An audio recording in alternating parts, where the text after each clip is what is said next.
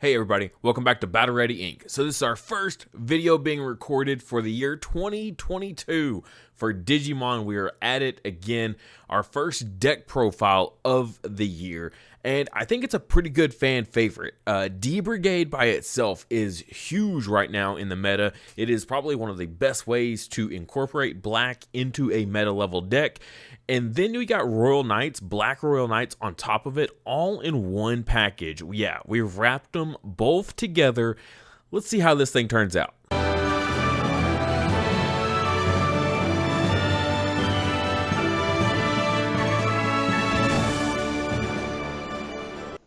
Also, our memory marker for the month of January for Patreon is going to be Pokémon. This is Renamon's rookie version. Super adorable, handmade out of clay by my wife with cute little painted on face. Renamon, definitely going to be one of those really popular Digimon for sure. We got the new Tamers set coming out, the EX2. So if you're going to be playing some Renamon, then definitely going to be a good memory marker for that. Also, if you want any of our previous memory markers we've had on the channel, check the coffee link in the description below. There you can see all the previous memory markers we've had on the channel. Just the benefit of going through Patreon is that you get the featured memory marker, usually for a discounted rate.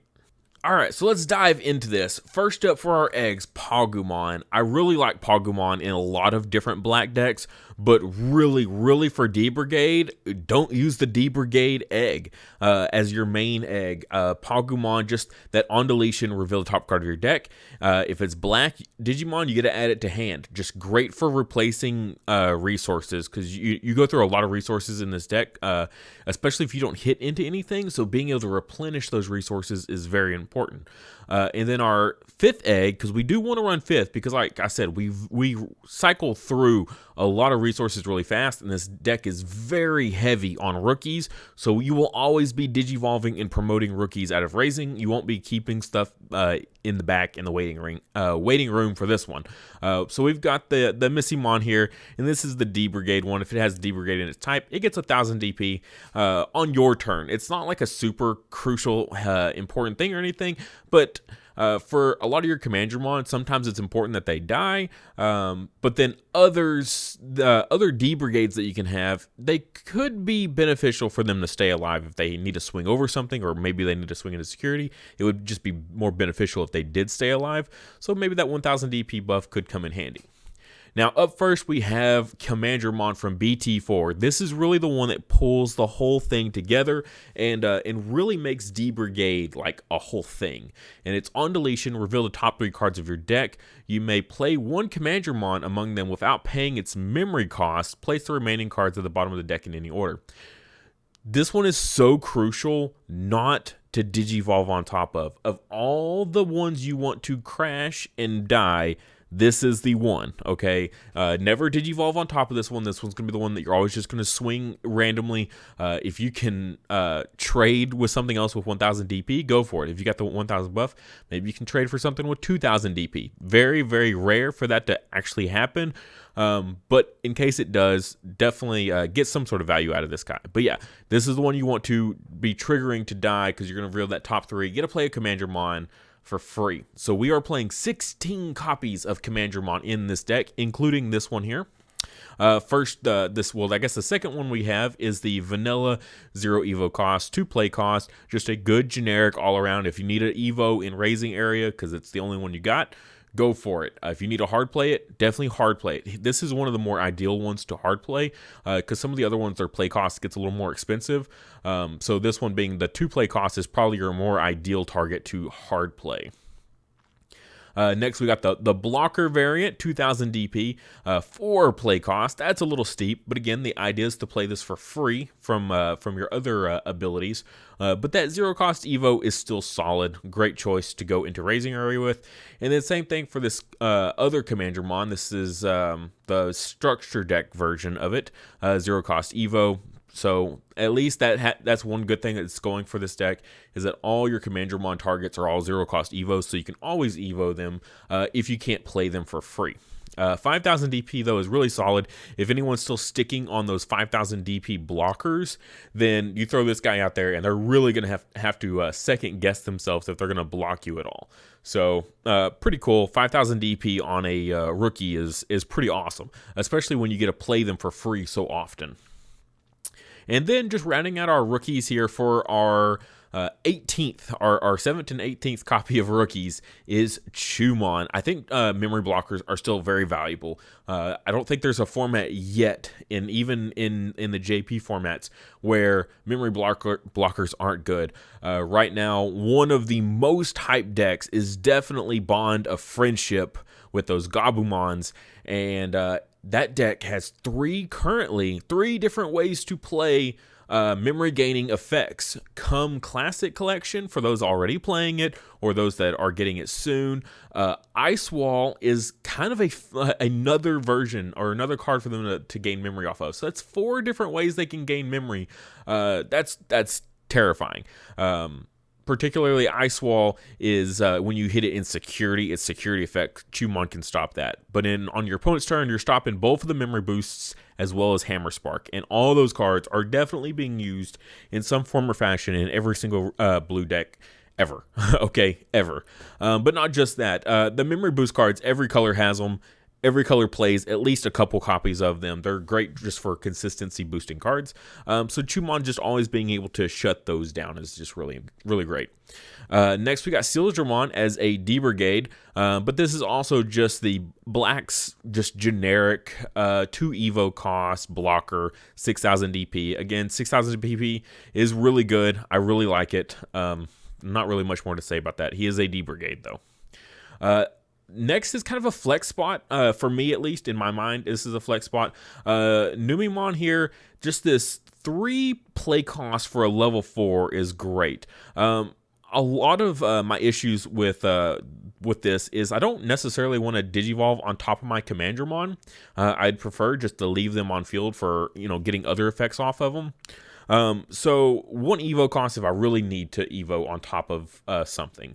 But the 3 play cost is really also very, very cool. The other option was the Mamemon, I believe it was. Sorry, Nanimon is the other one. This is just basically kind of the same flex area here. That 3 play cost for a level 4 is great. But also just the added part that he is a security Digimon, so he can come out for free. So get a little bit multi-value out of it. But two Evo cost versus 1 Evo cost. I like the best of both worlds kind of hitting in the middle here with that 1 Evo cost. Next, we got Darkdramon, and this is kind of that the same situation is I want that 1 Evo cost, right? I want to get into my Tankdramon basically very, very quickly, and 1 Evo cost because typically I'm using my Tankdramons for other things, so I don't like to just take too long to get into other things whenever I could be using them for rushing and that sort of situation. So 1 Evo cost is what we're really looking at here, but on the side he's also a blocker, just to kind of slow down the opponent, is very good. Tankdramon though can be a very fast deck. D Brigade in itself is a very fast playstyle deck. So you got to kind of keep up with its own mentality there. You don't want to hurt the deck by adding in this other whole line of play and slow the deck down too much when it could be a lot faster. So I'm trying to keep the deck as fast as possible. So we're going with these 1 Evo costs for these flex areas here. And then I got Tankdramon. This is the only level 5 in the deck that I have, and that's simply because our level 6 package is just our Royal Knight stuff. So 3 Evo cost, you got to bite the bullet where you have to. But I think the added benefit though of this just having all these great benefits is too good to pass up in a D Brigade focused deck. When one of your other Digimon with D Brigade in its type is deleted, reveal the top 2 cards of your deck and play 1 Tankdramon among them without paying its memory cost. This just goes great with our Tankdramons. Like I said, you don't want to Evo on your Tankdramons when at all possible. Just only in those certain situations when you just got to. That you have no other choice and you got to Evo on top of them. So keeping D Brigades on field to trigger the Tankdramon or the Tankdramon to get your Tankdramons out is great. So we have 16 targets in the deck. So it's only the top 2, which isn't a lot, But when you have 16 copies in your deck, and just your security alone, and then your 5 and starting hand, that's a fifth of your deck gone. You've got a 25% chance, roughly, to hit into a Tankdramon. So pretty solid, I would say, especially if you're rushing with multiple D brigades. And that's what's really important, is that you have other things like Sealsdramon, which is a D brigade. So if any of those other things die, you can still keep that momentum going. So he's just there to sit on the field. So we sacrifice one Tankdramon to Evo all the way up into Tankdramon, and then we just kind of rush with everything else. And that's kind of the general strategy of D Brigade, is we're just rushing with all this other stuff. Now, what we have going on to support this whole strategy, right? Why bother going up into a Tankdramon? A lot of the D Brigade decks don't even run Tankdramon, so why would we bother going all the way into level 5? First, we have the Darkdramon here, and this is just to cycle back all of our D Brigades from trash back into the deck. Return up to 5 Digimon cards with D Brigade in their types from among your trash to the top of your deck. That's important, to the top of your deck, in any order. So if you have your Tankdramon on field and you drop this Darkdramon, you know that every D Brigade that dies from this moment on probably going to be able to spawn a Tankdramon. So just make sure you kind of alternate. Like if you put back a Sealsdramon, make sure that you alternate Tankdramons and those guys, the Sealsdramon, so that way you don't flip over 2 Sealsdramon at once and not be able to ticker the Tankdramon. Just a word word to the wise there. But yeah, Rush, great, just a great card. He's great for cycling the deck because you go through so much resources. Great for putting those resources back into the deck. First and foremost, great. Rush is also great. You can just close out a game and your opponent will never see it coming, or at least they always have to be so paranoid that you can drop a Darkdramon at any moment. It's like, if you got it, you got it. That phrase comes up so much when you're referring to a deck that has Darkdramon in it. So any kind of D Brigade deck that can get away with running this guy, absolutely great. But why we run Tankdramon is right here, Gankoomon. This is the one that we really wanted to work into the deck. Royal Knights is really popular. Black Royal Knight is a super popular fan favorite archetype. So I really wanted to incorporate it. It's one of the best black strategies. So I wanted to combine it with the other best black strategy into one deck, one super deck. And that's kind of what this is. The whole strategy is go D Brigade as much as you can until you can't anymore. And why can't you? Because a lot of decks will play out stuff that will completely counter you. The second your opponent drops like something like a Mechanorimon, your Tankdramon whole line just suffers so tremendously. It's so difficult if you ever have to face one of those down. So that's kind of where things like Gankoomon comes into play here. So when Digivolving, delete all your opponent's Digimon with the lowest play cost. That effect alone is so good. If you've been in those situations, if your opponent just puts all their resources into like one thing, one Jesmon on field to rule them all, and then boom, drop a Gankoomon and clear it off the field, or anything like that. If you're going to get security control and they bring out a defeat, you can go Gankoomon to clear that defeat if you need to. But even besides that, just it says the lowest play cost. So if you think about rookies, most rookies in a lot of decks are 3 play costs, especially something like Gankoomons, all those 3 play cost rookies. Even Jesmon, all those rookies in that deck are pretty much all just 3 play cost rookies, and you just get to clear them all at once. And you can do just some massive board wipes with this card. I've done it. I've seen tons of other people do it. You just time it well, and you can get some outstanding hits with this guy. Also, your turn, while your opponent has an unsuspended Digimon, this Digimon gains security attack +1. So if they've got that Mechanorimon that's just shutting you down, punish them for that. That's what Gankoomon is here for. Punish them for having that Mechanorimon. If they want to block it, okay, I'm going to kill it, and it's finally going to be out of my way, and then I can start rushing again with all my Commandramon. And if they don't block it, well, now you're just going to get in for, 2 security checks on them. So either way, they're going to get punished. And so he's a great, just roundabout, just rounded card here. I think for black, he's a great mega for sure. Just fits in tons of decks. He's just a great tech card. He's great for handling so many situations just with that big board wipe. And then with some, solid punch power, 12,000 DP, security attack +1. Yeah, he's a solid card. Really liking him. Now for our next package here, and this is kind of another flex spot. What level 7 do you want to run that can Digivolve on top of black megas? I went with Defeat simply because I stick by this statement. But when you can Digivolve him, that when Digivolving effect is so powerful. Okay, being able to delete a Tamer is so underrated. Clearing a memory fixer off your opponent's side of the field is great. You do that against Jessamon, clear it off their tie. 1, they're going to lose their security attack bonus, and 2, they're going to lose their memory fixer. So now every time you choke your opponent, they can't just go promote up their level 5 out of raising, Digivolve Jessamon, swing with Jessamon. They have to Digivolve Jessamon in the raising area. Gives you a whole turn to prepare. Jessamon's coming out next turn. This is your turn to prep and handle the situation before he comes out. Just things like that.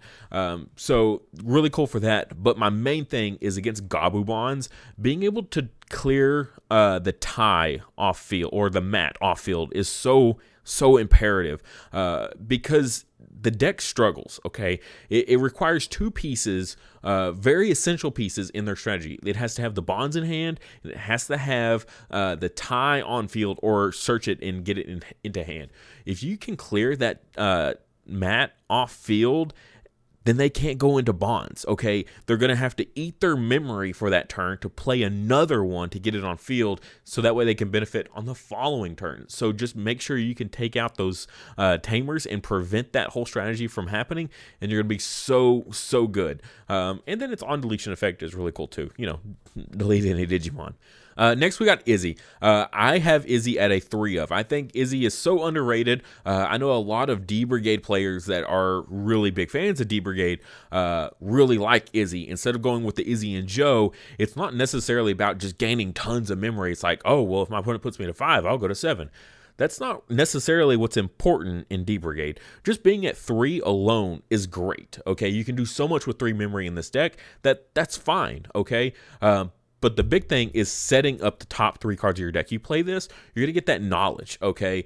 Do I start swinging like crazy, or do I hold off? I don't want to swing in randomly if I know I'm not going to hit into anything. There's no point to do that. Why suicide when you're not going to get any value? So then you can either set your deck up for having that value, or you can, set it up so that way get those cards out of the way, and then start going in on your runs and start trying to hit into things. So he's just a great knowledge piece. I mean, there's nothing like it in the game. Just reveal the top 3 cards, put them in any order, okay, and now I'm just completely set up. And for black really likes that. It's got a lot of effects like that. If you've seen our Edamon deck profiles, you know what I'm talking about. Just being able to get that knowledge is so crucial. And D Brigade is the exact same way. So getting that knowledge is so important. So I went with a 3 of on this. You could maybe do like a 2 Izzy and then like a 1 Izzy and Joe if you wanted. But I think having at least 2 Izzies is pretty important. You want to at least see 1 as soon as possible. Next up, I have Ultimate Flare in here. I really like Ultimate Flare as a part-time security control player. I definitely see the value in this card, especially in this format. It's very good.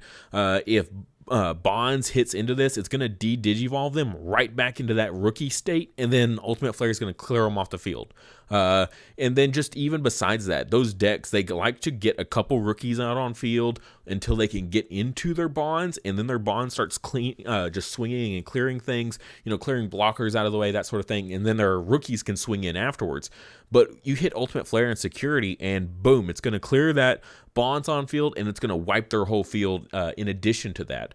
And then not even just that, but just plenty of games where I've seen, security control players, D Brigade players, whatever it is, and they just go super wide on their field with all these rookies, and I just drop Ultimate Flare. I'm not even de-digivolving anything. I'm just dropping Ultimate Flare and then clearing the field of all these rookies. So great card, just almost an auto include in most black decks these days.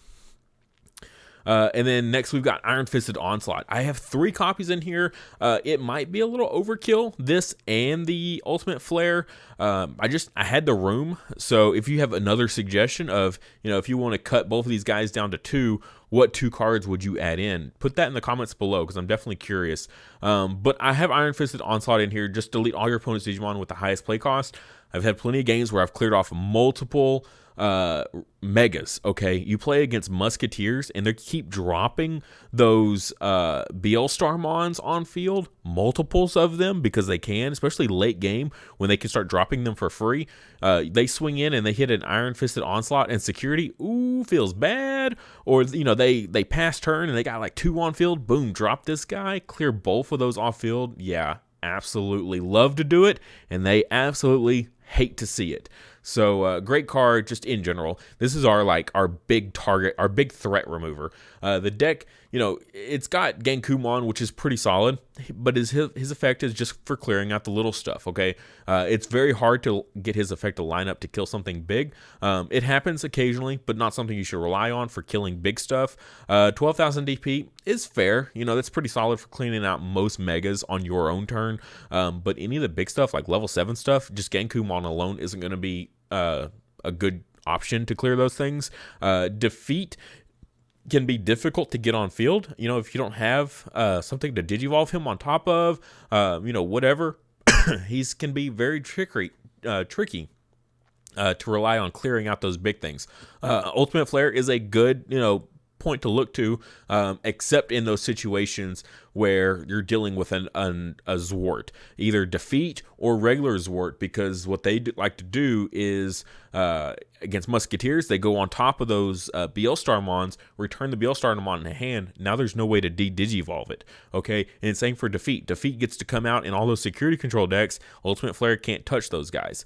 So that's why we bring in the Iron Fisted Onslaught, is to handle all the things that Ultimate Flare can't. So it might, like I said, it might be a little overkill to have both out of 3 of, but maybe it's just my security control player heart coming out there and wanting both in my deck at a decent chance to get into my hands. Especially because you spend so much time putting stuff to the bottom of the deck that, through all these Commandramon effects and the Tankdramon effects, that you might end up sending these guys to the bottom of your deck a lot. So being able to reliably draw into them could be a little tricky if you keep sending them to the bottom of the deck. But that's going to do it. That's going to be the whole deck right there zoomed out for you if you want to take a screenshot or whatever. 16 Commandramon, though, is great when you pair it up with that Tankdramon. It makes him way more reliable.